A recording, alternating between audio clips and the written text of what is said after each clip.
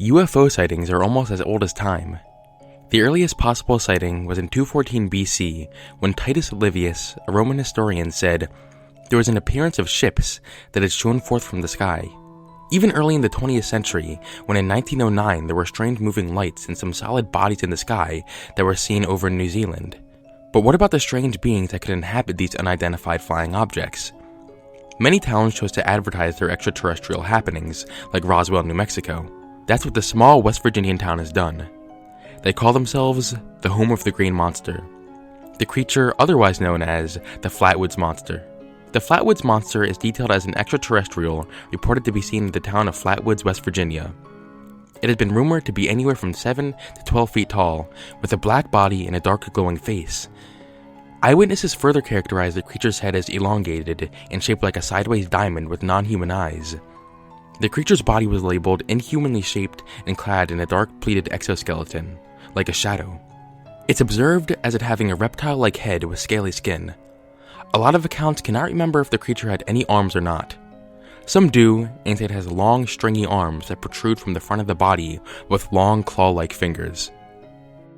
On September 12, 1952, right over the small town of Flatwoods, where a bright light was seen overhead around 7:15 p.m., two brothers, Edward and Fred May, and their friend, Tommy Heyer, witnessed a luminescent object glide across the sky and descend on local farming land belonging to G. Bailey Fisher. The three boys then went to the home of Mays to find their mother, Kathleen. They told her they saw a sort of UFO crash in the hills around the farm belonging to Fisher.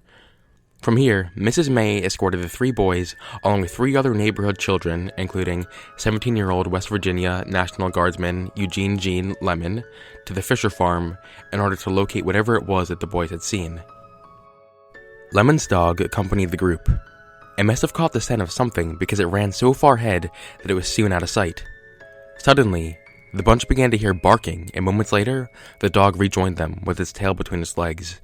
The group then traveled about a quarter of a mile before they reached the top of a hill, where they started to notice a large pulsating ball of fire about 50 feet to their right. They also observed a thick mist that made their eyes and nose burn. Lemon then spotted two small lights over to the left of the object underneath a nearby oak tree. He turned the flashlight towards the lights, which revealed the creature, which was disclosed to let out a shrill hissing noise as it began to approach them, before it changed direction to the pulsating red light.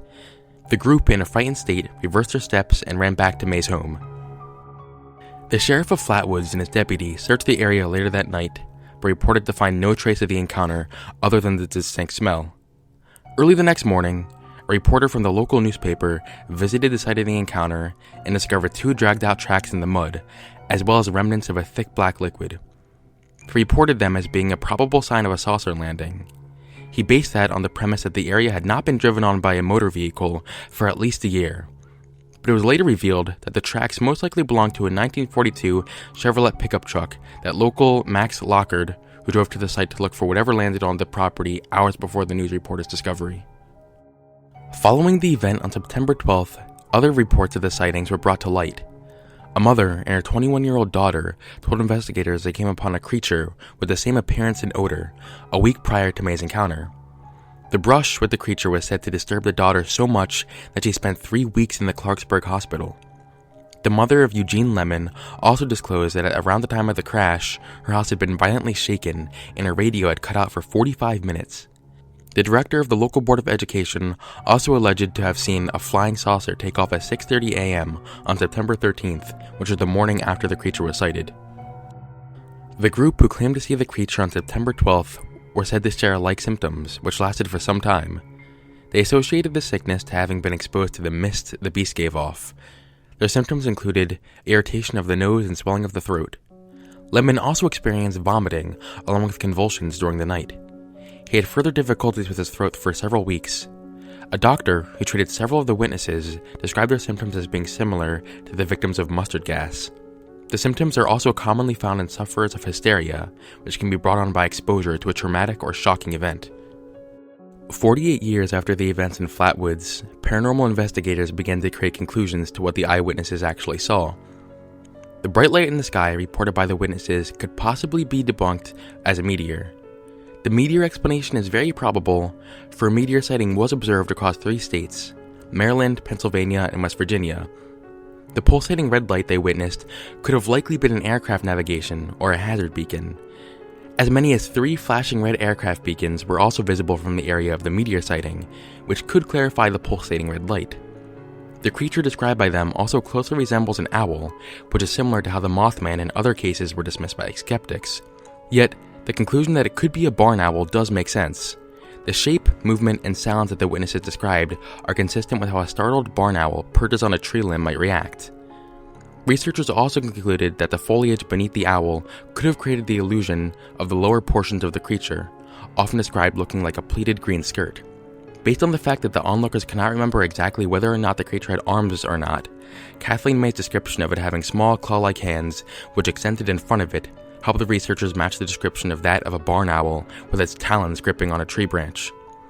People accredit the hysteria to why the group could not identify the creature as an owl. The Flatwoods Monster remains an important part of the history of the town, which has a museum dedicated to this supernatural being. There used to be a 3-day festival where townsfolk would enjoy live music and trips to the original sighting of the Green Monster. The festival ceased after 2006. The monster also served as boss and character inspirations for multiple video games and as a subject for songs. He even appears as an image in an anime. What could be lurking in the woods? Could it be the fabled Bigfoot? Or maybe the explanation could be as simple as a creature from another planet. Far-fetched? Maybe. But what do you guys think? Let me know in the comments below. See you on the flip side. I want to give a special thanks to Nikki, who was the second of the 3rd contest winners for the script writing. She wrote the script for this video, so you can check out her Twitter. It's Venus and Mars. The spelling is put up right here, so make sure to follow her on Twitter. And yeah, just thanks to her for writing the script. See you on the flip side.